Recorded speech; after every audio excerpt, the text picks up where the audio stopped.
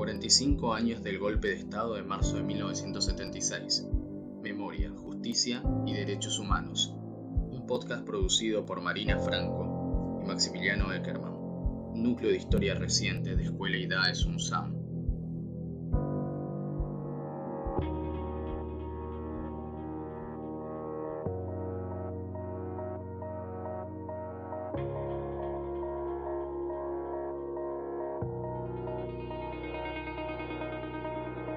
El 24 de marzo de 1976, los diarios anunciaban total normalidad.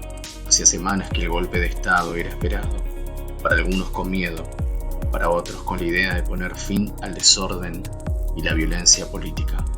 El hecho parecía sumarse a la larga lista de intervenciones militares de nuestra historia, pero cuando Isabel Martínez de Perón fue subida al helicóptero en el techo de la Casa Rosada, aquella madrugada del 24 de marzo, nada era normal, y lo que vino no fue un golpe más. Buenos Aires, una junta de comandantes asumió esta madrugada el poder en la Argentina. Tanques y tropas del ejército con pertrechos de guerra ocuparon el casco céntrico de la capital federal.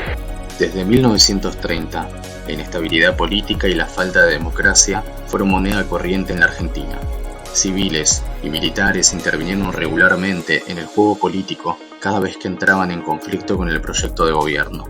1930, 1943, 1955, 1962, 1966, 1976. Los golpes reiterados hicieron que el autoritarismo, la violencia y la represión fueran parte de la vida cotidiana y que el ejercicio de la democracia fuera una experiencia esporádica y limitada. Además de la falta de libertades, los golpes y las dictaduras significaron casi siempre la imposición de políticas sociales y económicas que afectaron duramente los intereses de los sectores más desfavorecidos.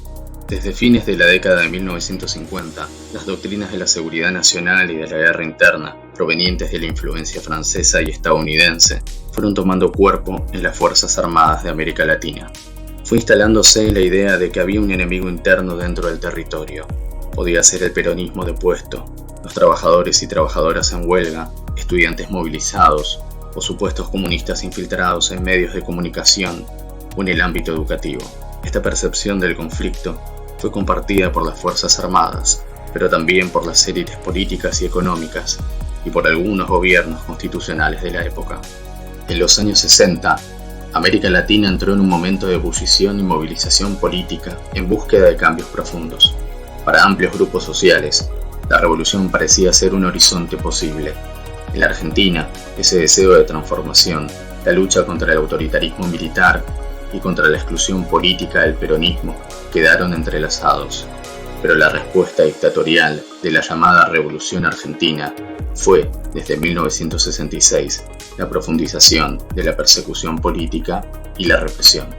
La destrucción, el incendio, el terrorismo y el asesinato responden a un plan perfectamente meditado lejos de nuestras fronteras.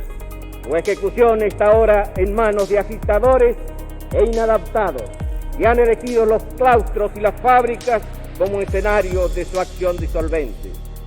En 1973, el tercer gobierno peronista significó el retorno de la democracia.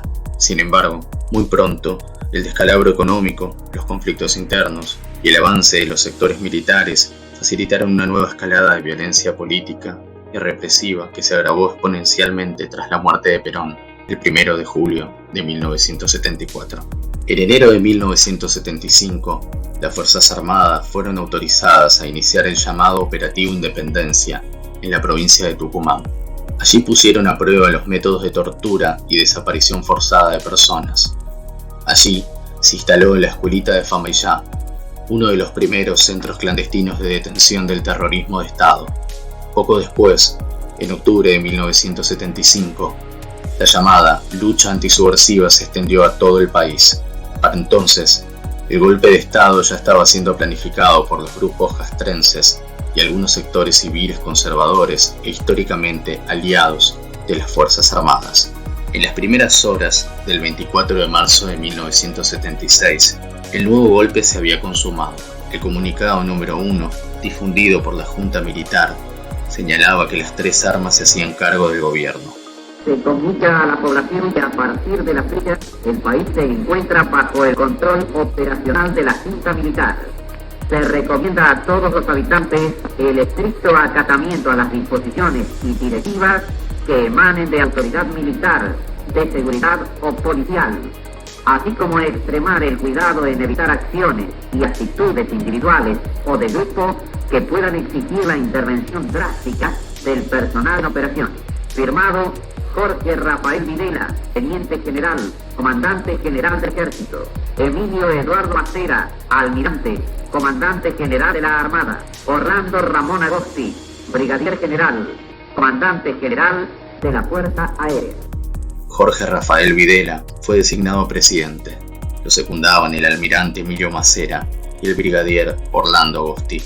La lucha contra la subversión fue una de sus excusas. Sin embargo, para entonces, las organizaciones revolucionarias armadas ya estaban prácticamente desarticuladas y sus militantes presos, muertos o desaparecidos. La corrupción están íntimamente ligadas y han contado con apoyo del exterior. Como lo hemos afirmado, estas investigaciones llegarán hasta sus últimas consecuencias. Caiga quien caiga.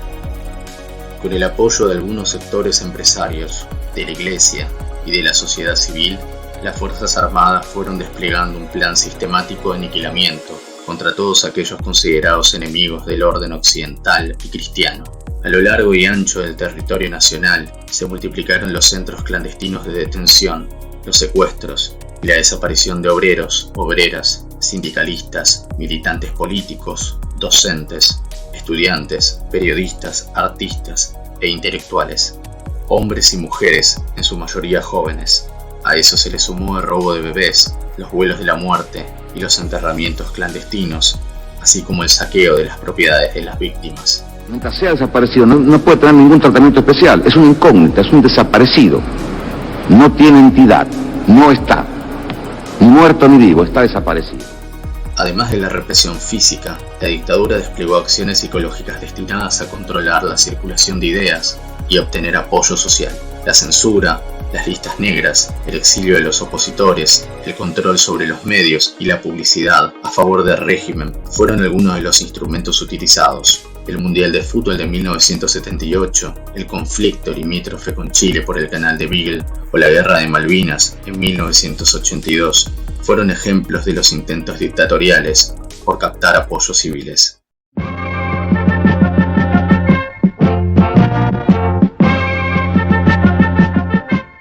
La Junta Militar, como órgano supremo del Estado, comunica al pueblo de la nación argentina que hoy la República, por intermedio de sus Fuerzas Armadas, mediante la concreción exitosa de una operación conjunta, ha recuperado las Islas Malvinas, Georgias y Sandwich del Sur para el patrimonio nacional.